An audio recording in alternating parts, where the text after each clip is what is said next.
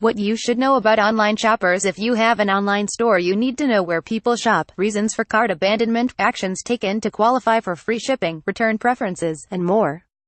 This infographic describes where the industry is headed, and how to navigate the e-commerce landscape. After reading Facebook CEO Mark Zuckerberg's testimony, and viewing some video clips of his appearances before Senate and House committee hearings last week, it became very clear to me, and I expect many in Congress, these were unprecedented events, and it's an election year, that social media companies need to be regulated. However, I think this is only a step in the path that governments, and I do mean more than the U.S., will take to ensure their effectiveness and protect their people. I'm not suggesting the U.S. Congress, whose members currently appear to be woefully out of step, could run these companies better. What I can see easily, though, is that, as technology evolves, the need for national security will drive Congress to take control of the digital identities of citizens, both to protect the people better and to ensure that the government and country survive. I'll share some thoughts on that this week in Close with my product of the week, IBM's new, skinny, System Z mainframe. If we think in terms of ordnance, the nuclear bomb is the most powerful, and no government would be willing to allow a company to amass any of those things, let alone enough to overthrow the government. Yet all a bomb can do is intimidate and destroy. It doesn't really control. Were a firm to acquire a critical mass of nuclear weapons, it is likely more than one government would work inordinately hard to remove the threat to ensure the sovereignty of that government. I'm thinking there would be a crater where that company used to be. What the various world governments are coming around to understanding is that deep data on individuals can be far more powerful than a bomb. Deep data can be used to overthrow governments without the government even knowing it is at risk. The citizens are the real power behind a government. If you can control them, you effectively can control a nation. The government becomes both redundant and subordinate. We are currently dealing with the fact that Facebook, which clearly now has that power, sold it to a third party, potentially aiding a foreign government's efforts to control a national U.S. election. Attempting to influence an election isn't new, governments have done it to one another for centuries. However, this may very well be the first time that a large company has had this power and made it available to a hostile nation for use against its own country. This kind of control and really bad decision-making used to exist only in the public sector. Based on investigations in the US and in the EU, the public sector appears to be coming around, slowly, to the idea that something on a national level, if not world level, needs to be done. It is interesting to note that traditional media outlets, which were hurt massively when both Google and Facebook emerged, seem to be on the front lines in this effort. Government currently has the power to seize all of Facebook's physical assets. The FTC has in place a consent decree with Facebook, which seemingly was violated. Based on the formula in the decree, the fines that could be imposed possibly could exceed Facebook's current assets by a significant amount. Certainly, they could amount to more than even the most capital-rich company could pay.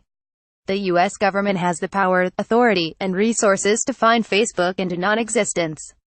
Current discussions suggest the plan is to do something far less severe than that, but do realize that if you or I were facing this situation after committing a crime, the fact that we couldn't pay the fine likely would be our problem to solve.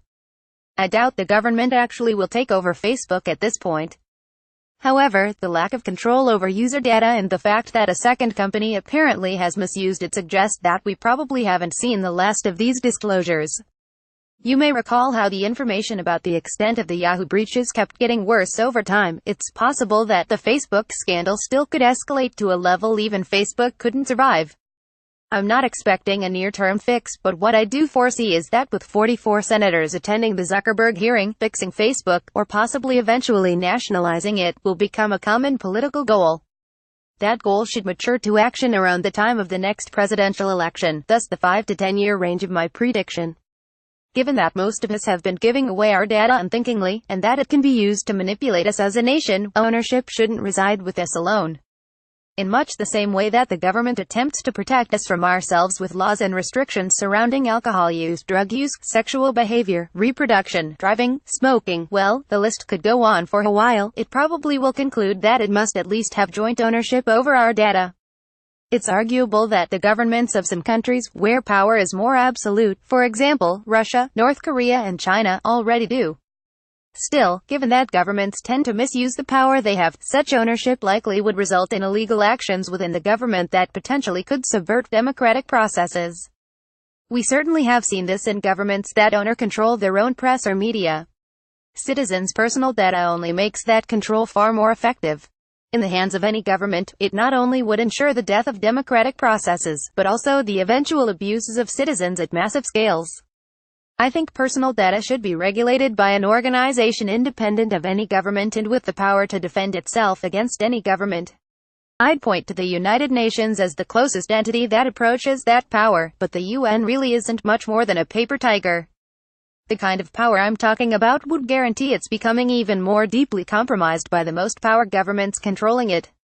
One of my favorite TV shows years ago was The Man from U.N.C.L.E.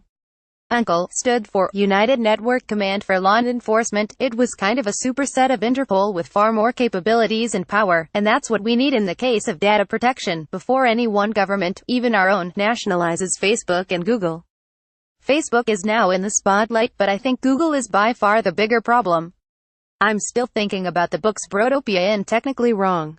In both books, Google is by far represented as the worst actor between the two firms. Google also has far more data about people and far more that we didn't realize we gave up.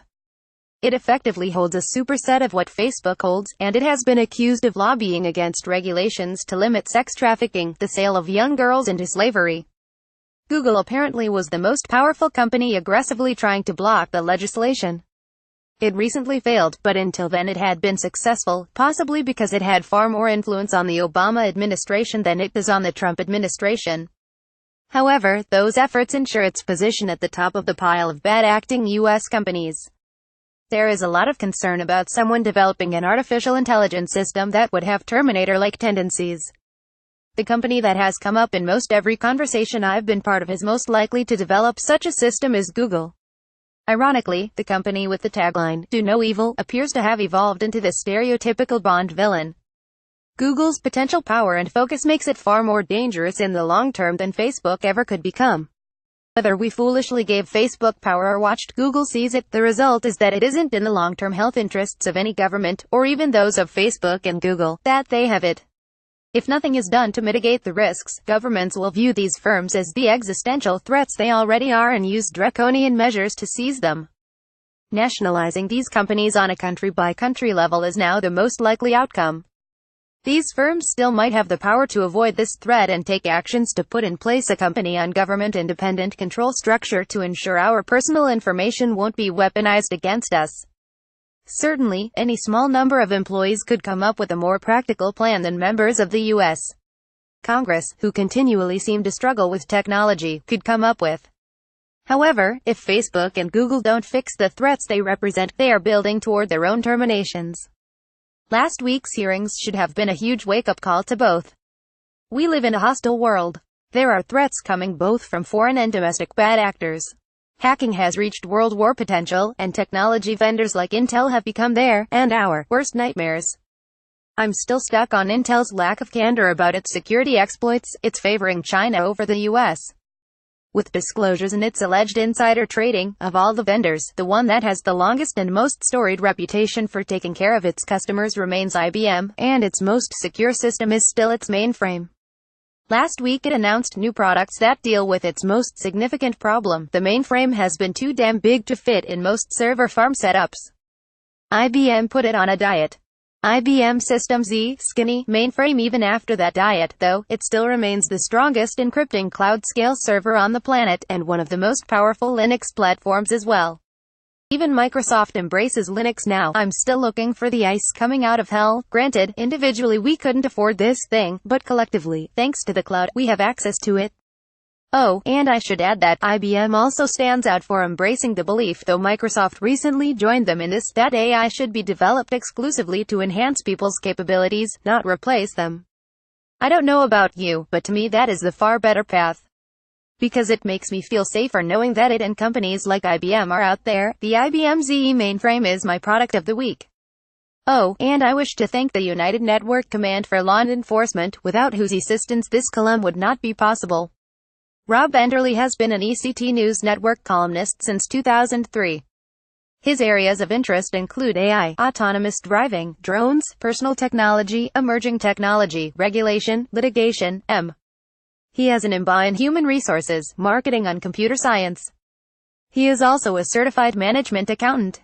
Enderle currently is president and principal analyst of the Enderle Group, a consultancy that serves the technology industry. He formerly served as a senior research fellow at Giga Information Group and Forrester.